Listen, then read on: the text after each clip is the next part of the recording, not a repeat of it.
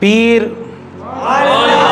نصیر الدین نصیر کہتے ہیں ہو نہیں سکتی رقم بنتے شہ بطحا کی شان، کیا بیاں ہو قطرے نہ چیز سے دریا کی شان، ہے میرے پیش نظر اس ذات کا ذکر بلند، پست ہو جاتی ہے جس کے سامنے دنیا کی شان۔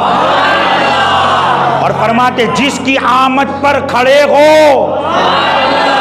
خود امام الانبیاء، جس کی آمد پر کھڑے ہو خود امام الانبیاء، دیکھیے چشم نبوت میں ذرا زہرا کی شان۔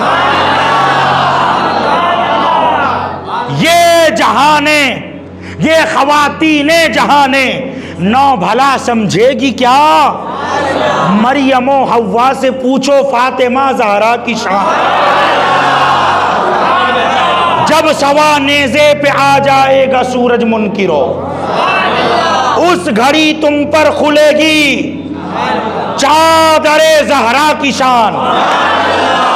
اور کہتے باقی رو، سید صاحب آپ کو نظر کر رہا ہوں، باقی رو شبیر و شبر زینب و زین العباد، باقی رو شبیر و شبر زینب و زین العباد، مرحبا کیا اوج پر ہے عطرت زہرا کی شان۔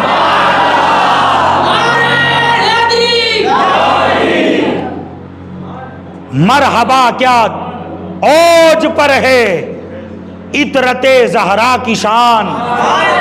اللہ اکبر، وہ زہرا جس کو حسنین کی امی ہونے کا شرف ملا، وہ زہرا جس کو تاجدار حل عطا، حیدر قرار، امام ولایت، سرکار مولائے کائنات کی زوجہ ہونے کا شرف ملا، وہ زہرا جن کو بنت مصطفیٰ ہونے کا شرف ملا،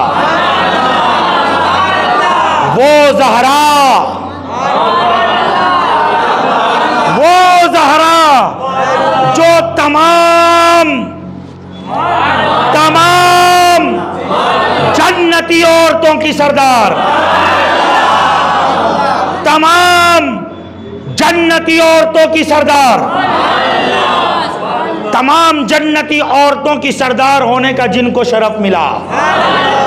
اللہ اکبر، جس کے بارے میں امام عشق و محبت قلم اٹھا کر لکھے، نور بنتے نور نور زوجے نور بنتے نور نور نور مطلق کی کنیز اللہ رلانا نور کا،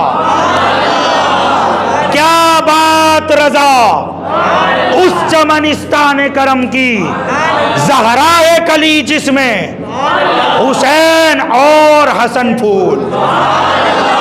اللہ اکبر، سیدہ خاتون جنت رضی اللہ تعالی عنہا، آپ کی شان کیا ہے، آپ کا مقام کیا ہے، آپ کا مرتبہ کیا ہے، اور میری ایک زبان کی کیا اوقات۔ 1400 سال گزر گئے، مقام زہرا اب تک بیان نہ ہو سکا، مقام زہرا اب تک بیان نہ ہو سکا۔ اللہ اکبر، حضرات محترم، جب ہم پر مشکل آتی ہے، جب ہم مصیبت میں پھنستے ہیں، جب ہم پر کوئی بلا آتی ہے، تو پھر غریب نواز کا دیوانہ سرکار غریب نواز کو پکارتا ہے، شاہ عالم کا غلام حضرت شاہ عالم کو پکارتا ہے، غوث پاک کا غلام سرکار غوث پاک کو پکارتا ہے۔ مگر مجھے کہنے دو، جب ہم پر مصیبت آتی ہے، جب ہم پر مصائب آتے ہیں، جب ہم کسی مصیبت میں پھنستے ہیں، شاہ عالم کا دیوانہ شاہ عالم کو پکارے، غریب نواز کا دیوانہ غریب نواز کو پکارے، غوث اعظم کا غلام غوث اعظم کو پکارے۔ مگر جب شاہ عالم پر مصیبت آتی ہے، جب غریب نواز پر مصیبت آتی ہے، جب غوث اعظم پر کوئی عالم آتا ہے، اور جب ان کے عالم آتے ہیں، پھر یہ پکارتے ہیں، پھر یہ پکارتے ہیں کس کو؟ زہرا کے شوہر کو، حسنین کے ابا کو، جن کو دنیا مشکل کشا کہتی ہے، جن کو دنیا حیدر قرار کہتی ہے، جن کو دنیا مولائے کائنات کہتی ہے، یہ سارے جہاں دامن پھیلائے اس بارگاہ کو بارگاہ مولائے کائنات کہتے ہیں، اس بارگاہ کو باب مدینۃ العلم کہتے ہیں۔ لیکن ہم کہتے ہیں یا علی المرتضی، یا حیدر قرار، یا امام ولایت، کیا کبھی ایسی بھی کوئی بارگاہ ہے، کوئی ایسا بھی ٹھکانہ ہے جہاں باب مدینۃ العلم خود اپنا دامن پھیلائے، جہاں مولائے کائنات مشکل کشا حیدر قرار اپنا دامن پھیلائے؟ باب مدینۃ العلم، جس کی نظروں سے جبرائیل نہ چھپ سکے، وہ علی جو یہودیوں کے مشکل سوالوں کا جواب دم زدن میں بیان فرمائے، ایک لمحے میں بیان فرمائے۔ اللہ اکبر! ایسا باب مدینۃ العلم، ایسی علمی شان رکھنے والا علی، وہ بھی کہیں دامن پسارتا ہے تو ایک واقعہ ملتا ہے، ایک روایت آتی ہے، اور سنی کتاب سے پڑھ کے سنائیں گے انشاءاللہ، کیونکہ ہم رافضی کتاب کہاں سے پڑھیں گے؟ ہم تو رافضیوں کا رد کرنے والے لوگ ہیں، ہم تو شیعوں کے کالے مینارے گرانے والے لوگ ہیں، مسلک اہل سنت والجماعت، یعنی جسے آج مسلک اعلی حضرت کہتے ہیں، ہم تو اس مسلک کے ماننے والے ہیں۔ سنی کتاب سے سنائیں گے، اور روایت بھی کون لکھتا ہے ذرا سنو نا، عثمان غنی کی اولاد میں پیدا ہونے والا، آل عثمان غنی میں آنے والا شہزادہ، حضور حبیب ملت احمد آباد کے مشائخین میں بڑا مقام رکھتے ہیں آپ، مولانا عبد التواب صاحب قادری حبیبی دامت برکاتہم عالیہ، جن کا چہرہ نور سے معمور، جن کا نسب نور سے معمور، عثمان غنی کا شہزادہ ہے یہ، اور آپ اپنی کتاب خاتون جنت، کتاب کا نام بھی خاتون جنت ہے، یہ باتیں ہمارے یہاں ہی ملے گی، سنیوں میں ہی ملے گی۔ آپ اس کتاب میں بیان فرماتے ہیں، مسجد نبوی شریف میں علمی محفل لگی ہوئی تھی، وہاں سوال کرنے والے امام الانبیاء، اور وہاں حضور سے علم کی خیرات پانے والی جماعت کو جماعت صحابہ کہتے ہیں۔ اللہ اکبر! ایک مرتبہ حضور نے ایسا سوال کیا کہ اے میرے اصحاب، یہ بتاؤ عورت کے لیے سب سے بہتر کیا ہے؟ علی بھی بیٹھے تھے، جسے باب مدینۃ العلم کہتے ہیں۔ حضور کیا فرماتے؟ میں علم کا شہر ہوں، علی اس کا بولو دروازہ ہے۔ بیٹھے ہوئے تھے، سارے صحابہ خاموش، اور علی المرتضی بھی خاموش۔ اچھا تعجب ہے نا، جبرائیل انسانی شکل میں اتر کر علی سے پوچھے یہ بتاؤ اس وقت جبرائیل کہاں ہے؟ تو جو علی ایسے دیکھے، پھر ایسے دیکھے، پھر دائیں دیکھے، پھر بائیں دیکھے، پھر پیچھے دیکھے، پھر آگے دیکھے، اور کہے جبرائیل آپ ہی ہو؟ ایسی بصیرت والا علی بھی چپ، کیونکہ سوال جبرائیل کا نہیں مصطفیٰ کا ہے، سوال جبرائیل کے آقا کا ہے۔ جبرائیل کو کوئی آقا مت سمجھ لینا، جبرائیل خادم مصطفیٰ کا نام ہے۔ عرض کر رہا تھا، جب حضور نے پوچھا عورت کے لیے سب سے بہتر کیا، تو مصطفیٰ کا گھر تھا حجرہ عائشہ۔ اس کی فضیلت تو آپ سن ہی چکے ہو، ٹھیک ہے؟ 70,000 فرشتے اسی دروازے پر آتے ہیں۔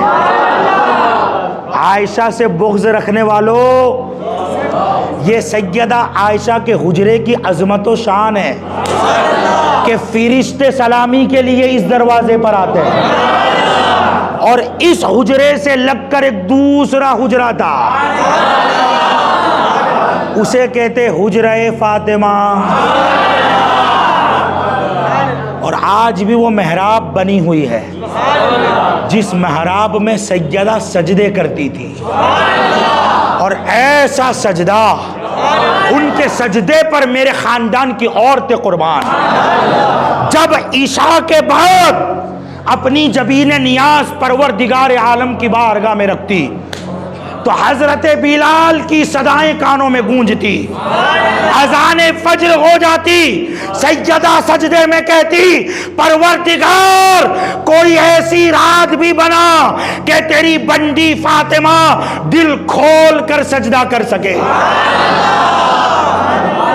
یہاں تو امام 2 مرتبہ سبحان ربی الاعلیٰ زیادہ کہہ دے تو مقتدی کہتا ہے آج پیٹھ میں درد ہو گیا، سجدہ بڑا لمبا کر دیا، مگر میں کہتا ہوں وہ خاتون جنت، وہ حسنین کی امی جان، وہ مصطفیٰ کے جگر کا ٹکڑا جسے دنیا خاتون جنت کہتی ہے، حضرات محترم وہی سیدہ، حجرہ بالکل لگ کر بنا ہوا تھا۔ علی محفل سے چپ چاپ اٹھے، علی کا خیال یہ تھا اب یہ جملے میرے ہیں، یہ جملے ہمارے ہیں، کوئی ان جملوں کی کتابی دلیل مت مانگنا۔ خیال مرتضیٰ یہ تھا کہ مصطفیٰ نہ دیکھے اور یوں دبے قدم سے اٹھ کر جاؤں اور جا کر اس سوال کا جواب سیدہ سے لے آؤں۔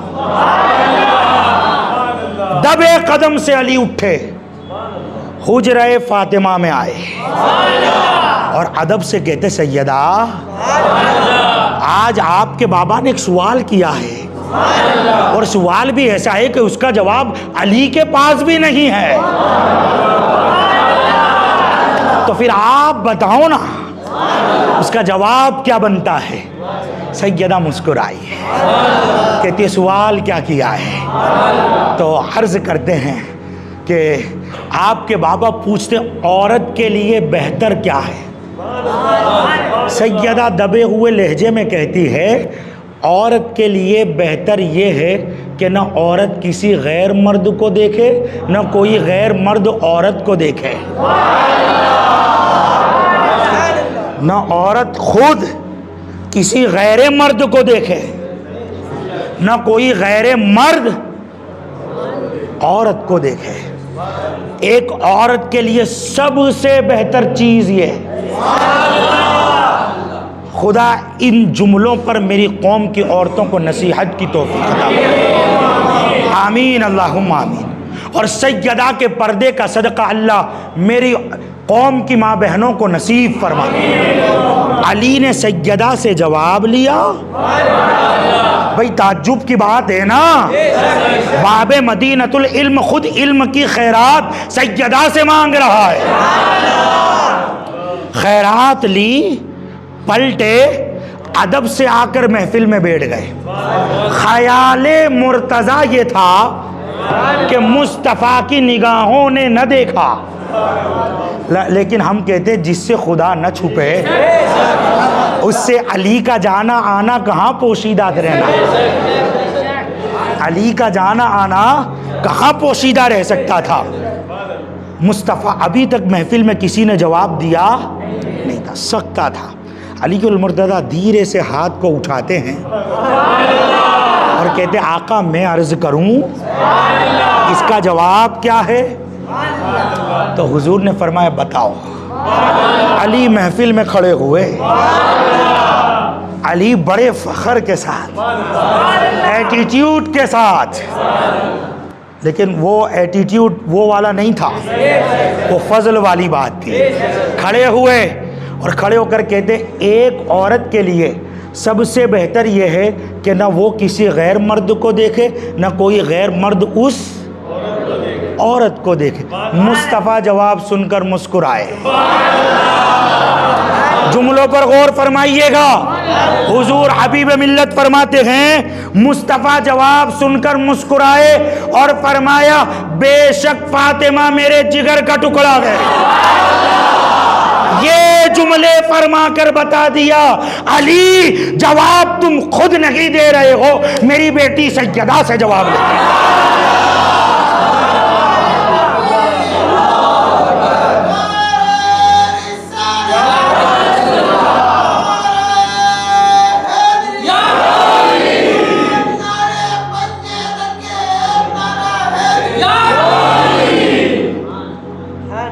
ان جملوں نے بتا دیا کہ مصطفیٰ سے پوشیدہ نہ رہا.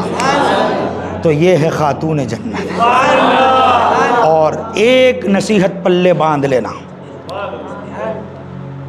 چاہے جماعت صحابہ ہو، جماعت اولیاء ہو، جماعت اہل بیت ہو، کسی کا گستاخ مت بننا. بات سمجھ میں نہ آئے تو لوگوں کو چھوڑ دینا، مگر بے ادبی کرنے کی کوشش مت کرنا.